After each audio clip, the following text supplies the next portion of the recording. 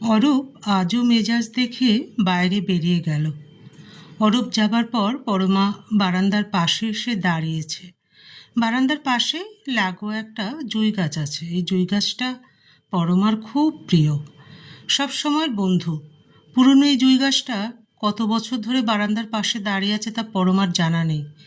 বিয়ের পর পরমার শ্বশুর শাশুড়ি দেওর ননদ সহ ভরা সংসার ছিল। তখনও কেউ মনে দুঃখ দিয়ে কিছু বললে রাতে বারান্দায় এসে এই জুঁই গাছের কাছে নালিশ জানাতো। এখন ননদের বিয়ে হয়ে গেছে, দেওররাও চাকরি সূত্রে কলকাতার বাইরে নিজের সংসার নিয়ে নিজ জায়গায় প্রতিষ্ঠিত। শ্বশুর শাশুড়িও বেঁচে নেই, এখন একমাত্র ছেলে পাপাই, স্বামী অরূপ আর পরমা।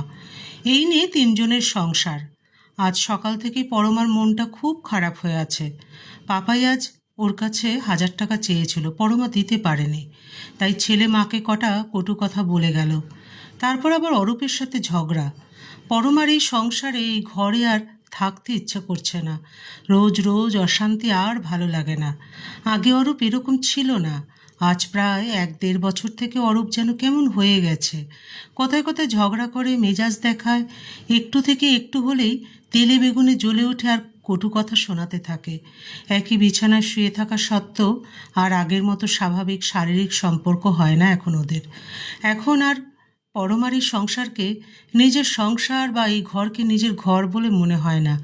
সেদিন পরমা শার্টের বোতামটা সেলাই করে দিতে ভুলে গেছে বলে অরূপ কত কথা শুনিয়ে দিল। আগের দিন অবশ্য বোতামটা লাগিয়ে দিতে বলেছিল অরূপ, কিন্তু এত কাজের মধ্যে পরমার মনে ছিল না। অরূপ চান সেরে এসে অফিসে যাওয়ার সময় শার্টটা গায়ে দিতে গিয়ে দেখে বোতামটা সেলাই হয়নি। ব্যাস রেগে আগুন। পরমা বলেছিল তুমি অন্য শার্ট পরে যাও। না, অরূপ অন্য শার্ট পরবে না, ওটাই পরবে। আর বলে সারাদিন কি করো, ঘরে খাও আর ঘুমাও? সারাদিন কি এত হাতিঘোড়া কাজ করে উল্টে ফেলো? সারাদিন টিভি মোবাইল নিয়ে বসে থাকলে কি আর ঘরের কাজে মন থাকে? সামান্য একটা বোতামও সেলাই করে রাখতে পারোনি, কাজের বেলায় কেবল ফাঁকিবাজি। পরমা বলে আমার মনে ছিল না। তা শুনে অরূপ আরও রেগে গিয়ে বলে মন সারাদিন কোথায় থাকে? মন সারাদিন যেখানে থাকে তুমি সেখানে চলে যেতে পারো, আমি তোমাকে বাধা দেব না। সেদিন বারান্দায় দাঁড়িয়ে জুঁই গাছের কাছে মনের দুঃখের কথা সব বলে অনেক কেঁদেছে। পরমা সারাদিন এত পরিশ্রম করে, তবু অরূপ কেন এমন বলে? অরূপ বলেছে লকডাউনের জন্য কোম্পানি ওর বেতন আধা করে দিয়েছে। তারপর থেকে পরমা কাজের দিদি পারুলকে অন্যত্র কাজ ঠিক করে দিয়ে পরমা সব কাজ নিজের হাতেই তুলে নিয়েছে। সকাল হলে চা, রুটি, তরকারি, ভাতের থেকে শুরু করে যেদিন যেদিন অরূপের অফিসের কাজে বাইরে যেতে হয় সেদিন অফিসের টিফিন, জলের বোতল গুছিয়ে দেওয়া থেকে ঘর ঝাড়া, মোছা, বাসন মাজা সবই খুশি মনে একা হাতেই করে। তা সত্ত্বেও ছেলে আর বাবা একটু কিছু হলেই তাণ্ডব শুরু করে দেয়। অরূপ লকডাউনের পর থেকে ঘরে বসেই কাজ করে আর সারা দিন ফাই ফরমাস করতে থাকে। আজ কিছুদিন থেকে সপ্তাহে 1-2 দিন অফিসে যায়। আজ সকালে ছেলে বলে গেছে তোমার চাইতে পিকলু বাপ্পা ওদের মায়েরা অনেক ভালো। আর অরূপ খেতে বসে ডালে নুন কম হয়েছে তাই নিয়ে কত কথা শোনালো। পাতে একটু আলাদা নুন নিতে হয়েছে বলে অতনু বলে তুমি তো চাও আমার প্রেশার বাড়ুক, আমি স্ট্রোক হয়ে মরি। তারপর অরূপ অফিসে যাওয়ার সময় ওর পছন্দের শার্ট ইস্ত্রি করা না পেয়ে মাথা গরম হয়ে গেছে। বলে তুমি আলসে হয়ে গেছো, তুমি তো আমাকে মনে করিয়ে দিতে পারতে, তাহলে আমি আয়রন করে নিতে পারতাম। এটাকে কি সংসার করা বলে? আজ এই এক কথা দু কথার থেকে দুজনের বেশ ঝগড়া হয়ে গেল। তাই পরমা মনস্থির করেছে এই বাড়িতে আর থাকবে না। অনেক হয়েছে, কথায় কথায় কাজের খোঁটা খাওয়া আর নয়। এখানে জল পড়লো কেন, ওখানে ওটা রেখেছো কেন, এবার থেকে আমি তোমাকে ঘর গুছিয়ে দেব, তোমার কিছু করতে হবে না, কারণ ঘরের কাজে তোমার এক ফোঁটাও মন নেই। সারাদিন আর ঘ্যানোর ঘ্যানোর ভালো লাগে না। তাই পরমা ও বেলায় চলে যাবে বাপের বাড়িতে। দাদা তো বউকে নিয়ে বিদেশেই থাকে, বাড়িতে মা আর বাবা একা থাকে। পরমা গিয়ে ওদের সাথে থাকবে আর নিজের অল্প স্বল্প যা গয়না আছে তা দিয়ে নিজে বিজনেস শুরু করবে। বাপ আর ছেলে থাকুক একা একা, নিজের ঘর নিজেই সামলাক। পরমা চোখের জল মুছে নিয়ে নিজের প্রয়োজনীয় সব কিছু গুছিয়ে নিয়েছে। এসব করতে করতে 3:30 বেজে গেছে। সময় নেই, যা করার তাড়াতাড়ি করতে হবে, না হলে বাবা ছেলে 5টায় ঘরে এসে যাবে, তারপরে আর যাওয়া হবে না। পরমা শাড়ি পরে তৈরি হয়ে নিল, শেষবারের মতো চলে যাবে। হঠাৎ কলিং বেল বেজে উঠল। পরমা ভাবে এই অসময় কে এলো। অরূপ আর পাপাই তো 5টায় আসবে। দরজা খুলে দেখতে গিয়ে দেখে অরূপ এসে দাঁড়িয়ে আছে, হাতে একটা বড় প্যাকেট নিয়ে। অরূপ পরমাকে দেখতে পেয়ে ঘরে ঢুকে হাত থেকে ব্যাগ রেখে এক ঝটকায় পরমাকে কোলে তুলে নিয়ে পরমা পরমা পরমা বলে এক পাক ঘুরিয়ে নিচে নামিয়ে দিয়ে বলে, আজ আমি অনেক খুশি। তোমাকে তো এতদিন কিছুই বলিনি, তুমি চিন্তা করবে বলে। আজ আমি নতুন করে একটা কোম্পানিতে জয়েন করেছি। অরূপ খুশিতে এক নাগাড়ে কথাগুলো বলেই যাচ্ছে। লকডাউনের পরে আমাদের কোম্পানির অন্য সবার সাথে আমাকেও ছাঁটাই করে দিয়েছিল। আমি তোমাদের বলিনি, আমি ঘরে বসে কাজ করার কথা মিথ্যে বলেছিলাম তোমাকে। আমি এতদিন আমার জমানো টাকা দিয়ে সংসার চালাচ্ছিলাম।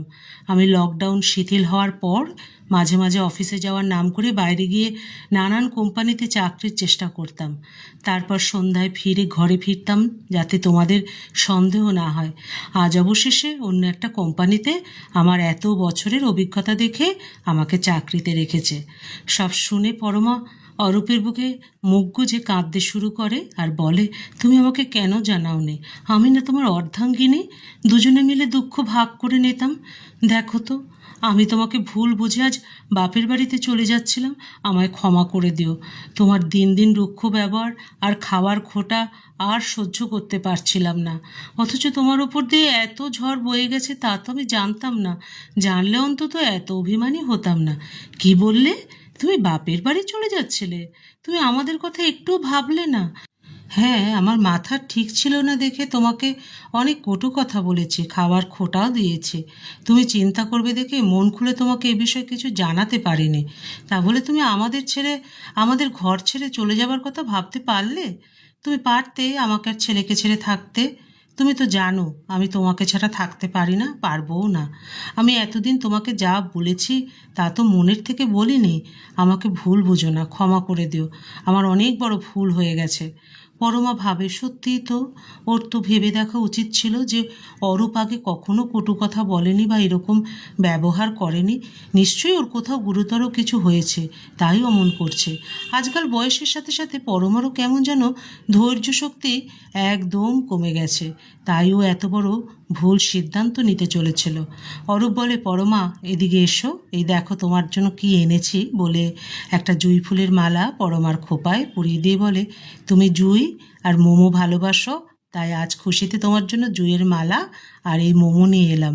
পরমা বলে, এসবের কি দরকার ছিল? তবে জুঁই ফুলের মালা এনেছো, এটাই যথেষ্ট। আমি এর থেকে বেশি আর কিছু চাই না গো। দরজা খোলাই ছিল। পাপাই হঠাৎ করে ঘরে ঢুকে ব্যাগপত্র দেখে জিজ্ঞাসা করে, তোমরা কোথাও যাচ্ছ নাকি? অরূপ বলে, দেখ না পাপাই, সকালে তোর মাকে আমি সামান্য কি একটা কথা বলেছি, তাই তোর মা তোকে আর আমাকে ছেড়ে, বাড়ি ছেড়ে তোর দাদুর বাড়িতে চলে যাচ্ছিল। তোর মা যে কেন বুঝতে পারে না যে আমি যা বলি মন থেকে বলি না। পাপাই বলে, ও মা, তাই নাকি? তো কোথায় যাবে আমাদের ছেড়ে? বাপের বাড়ি? পরমা খেপে গিয়ে বলে, তুই চুপ কর, তুই আর কথা বলিস না। সকালে এতগুলো কটু কথা বলে গেছিস আর এখন আবার ইয়ার্কি করছিস? এই খারাপ মায়ের কাছে কেন এসেছিস? পাপাই মায়ের গলা জড়িয়ে ধরে বলে, আরে মা, আমি বা বাবা তোমাকে কখনো মন থেকে বলি না মা। আমি আর বাবা তোমাকে ভীষণ ভীষণ ভালোবাসি। আর কোনো দিনও কিন্তু তুমি আমাদের ছেড়ে যাওয়ার কথা স্বপ্নেও ভাববে না। পরমা কি আর করবে? ব্যাগ থেকে জিনিসগুলো বের করে সঠিক জায়গায় গুছিয়ে রেখে রান্নাঘরে গিয়ে ঢোকে ছেলে আর স্বামীর জন্য। পরমা ভাবে, সত্যিই তো, এখন তো এটাই আমার বাড়ি। এখানে আমাদের নিজেদের কত স্মৃতি বিজড়িত স্বপ্নের সাজানো ঘর। আমার এই সংসার ছেড়ে আমি রাগ করে চলে যাচ্ছিলাম। রাতে শোবার ঘরে গেলে পরমা বলে, আমি আবারও তোমার কাছে ক্ষমা চাইছি। অরূপ পরমাকে বলে, পুরনো সব কথা ভুলে যাও। তারপর অনেক দিন পর আজ আবারও অরূপ আগের মতো লাইট অফ করে পরমাকে পাজা কোলে করে তুলে বিছানায় নিয়ে যায়। বহুদিন পর আবারও পরমা আর অরূপের দুটি মন, দুটি দেহ এক হয়ে যায়। গল্পের সমাপ্তি এখানেই। আবার দেখা হবে পরবর্তী আরেকটি গল্পের সাথে।